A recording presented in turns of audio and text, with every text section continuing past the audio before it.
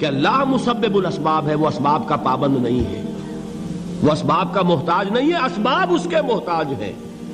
اگر یہ یقین ہے تو اللہ پر ایمان ہے، یہ نہیں ہے تو تمہارا ایمان اسباب پر ہے، وسائل پر ہے، ذرائع پر ہے، مادیات پر ہے، اللہ پر نہیں۔ اس وقت کہاں راستہ تھا؟ کوئی راستہ تھا؟ سمندر ہے اور ادھر سے لشکر آ گیا ہے۔ کلا ان معی ربی سیہدین۔ اب دیکھیے ایمان کہہ دینا آسان ہے، ہوا معکم اینما کنتم، جہاں کہیں بھی تم ہوتے ہو اللہ تمہارے ساتھ ہوتا ہے، لیکن اس کا یقین قائم ہو جائے تو زمین و آسمان کا فرق واقع ہو جائے۔ یہی بات ہوئی حضور کے ساتھ۔ غار ہے، چھپے ہوئے ہیں محمد الرسول اللہ اور آپ کے وہ یار غار ابو بکر صدیق رضی اللہ تعالی عنہ۔ اقبال نے حضرت ابو بکر کی شان میں چند اشعار کہے صرف، لیکن واقعہ یہ ہے کہ بھاری بھاری نظموں پر اور قصیدوں پر بھاری ہے، طویل ترین نظمیں اور قصیدے ہوں ان پر بھاری ہے۔ ہمت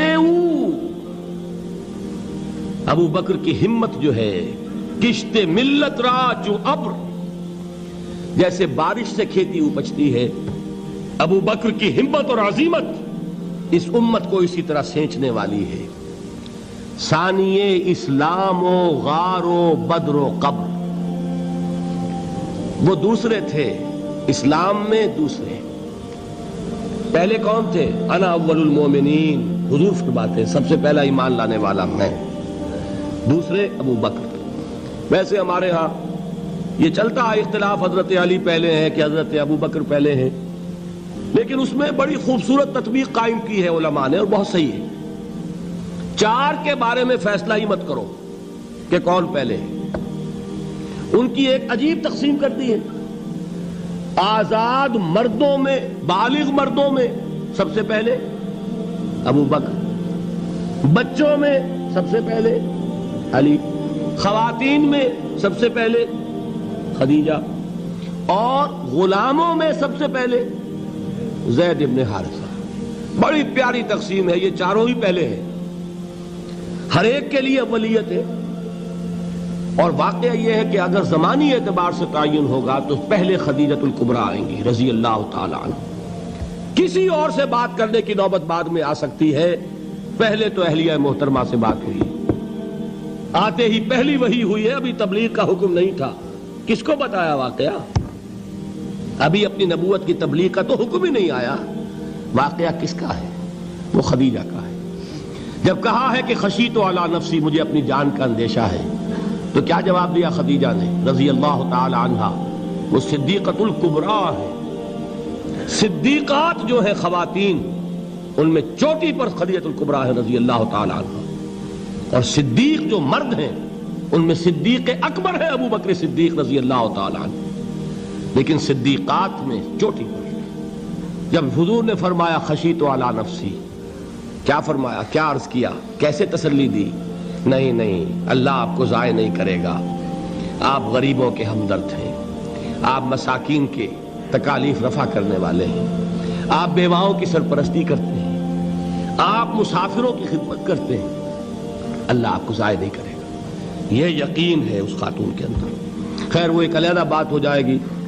میرے دل پر حضرت خدیجہ رضی اللہ تعالیٰ عنہ کی شخصیت کا بڑا گہرا نقش ہے، جو وہ کوئی اور ہی وقت اور موقع ہوا تو بیان ہوگا۔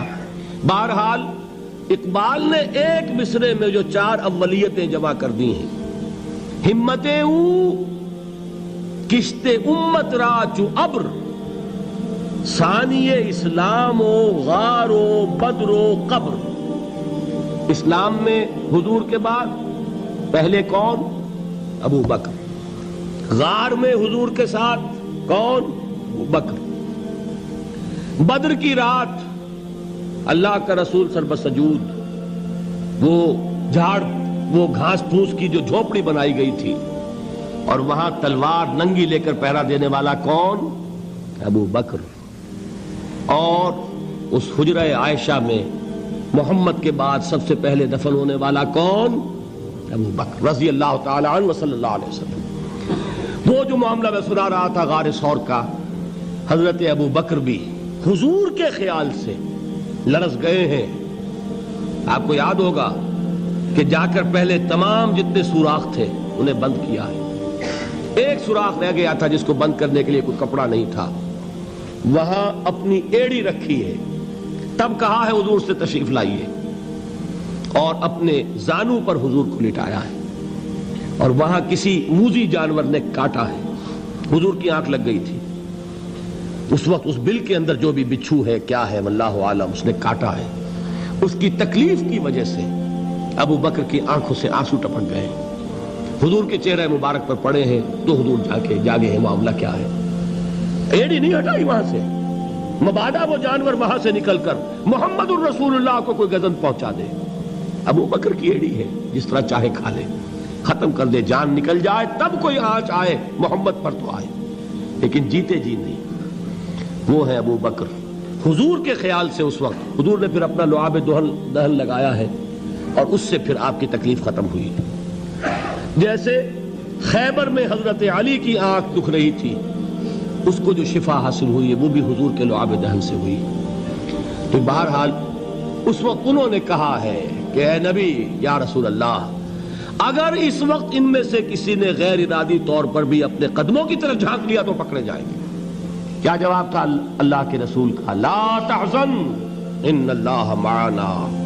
اللہ ہمارے ساتھ ہے, کیوں گھبراتے ہو ابو بکر. یہ ہے ایمان باللہ, میرا مالک اللہ, میرا رازق اللہ, میرا محافظ اللہ, میرا مددگار اللہ, میرا پشت پناہ اللہ, میرا دوست اللہ. یہ دوستی ہے اللہ کی جو لب لباب ہے, حاصل ہے ایمان کا. اسی کا نام ولایت ہے. اولیاء اللہ کے سروں پر سینگ نہیں ہوتے. جس کے دل میں ایمان راسخ ہو چکا ہو وہی اللہ کا ولی ہے. جسے اللہ پر یقین ہو چکا ہے وہی اللہ کا ولی ہے. جسے یقین ہے اللہ میرے ساتھ ہے, میرا مددگار, میرا پشت پناہ, میرا ساتھی, میرا دوست, میرا محبوب, میرا محب. اللہ اہل ایمان سے محبت کرتا ہے. واللہ یحب الصادقین. ان اللہ یحب الذین یقاتلون فی سبیلہ صفا کانہم بنیان مرصوص. اللہ محبت کرنے والا, اہل ایمان محبوب, اور اہل ایمان محبت کرنے والے اللہ محبوب. والذین آمنوا اشد حبا للہ. آپ تصور کیجئے جسے یہ رشتہ ایمان یا رشتہ ولایت حاصل ہو جائے, الا ان اولیاء اللہ لا خوف علیہم ولا هم یحزنون. آگاہ ہو جاؤ, اللہ کے دوستوں کے لیے نہ کوئی خوف ہے نہ کوئی حزن ہے. اور میں بیان کر چکا تھا, خوف اور حزن کے خاتمے ہی کا نام امن ہے. زوال خوف, زوال حزن. یہ خوف اور حزن کیوں آتے ہیں بار بار؟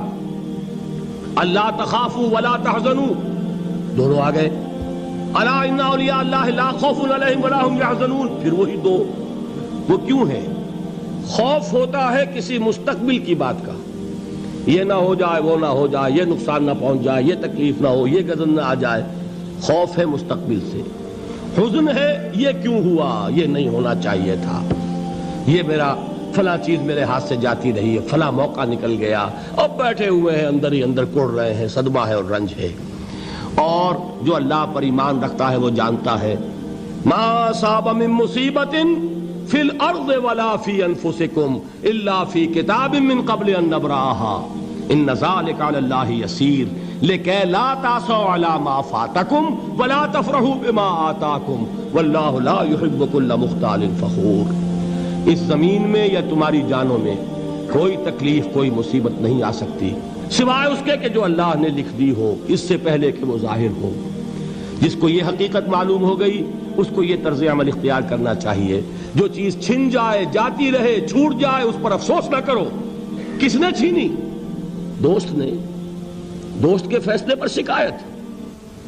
دوستی کو بٹا لگا رہے ہو, سرے تسلیم خم ہے جو مزاج یار میں آئے.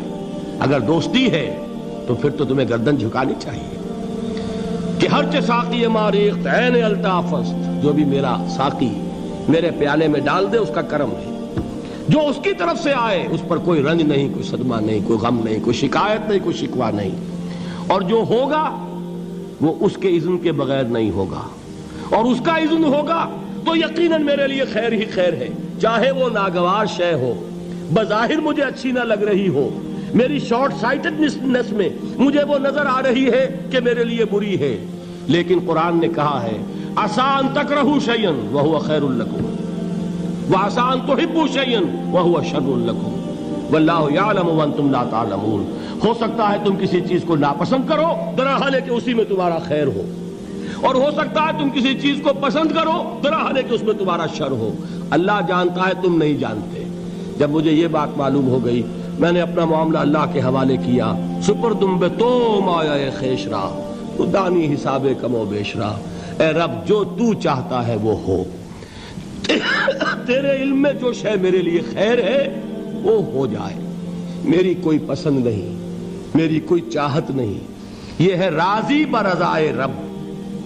اکبر الہآبادی نے اسے کہا ہے رضائے حق پہ راضی رہ، یہ حرف آرزو کیسا، خدا خالق، خدا مالک، خدا کا حکم تو کیسا۔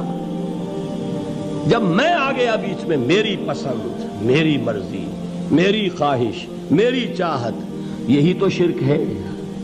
ما شاء اللہ کان وما لم یشاء لم یکن، جو اللہ نے چاہا وہ ہوا، جو اس نے نہیں چاہا نہیں ہوا، اختیار اس کا ہے، میرا تو نہیں۔ رضائے حق پہ راضی رہے، یہ حرف آرزو کیسا، خدا خالق، خدا مالک، خدا کا حکم تو کیسا۔ اقبال نے اسے کہا ہے فارسی میں، اب آپ کہیں اس کا ترجمہ بھی کرو تو وہ مجھے ذرا اس وقت کچھ بہت ہی بدذوقی کسی بات نظر آئے گی۔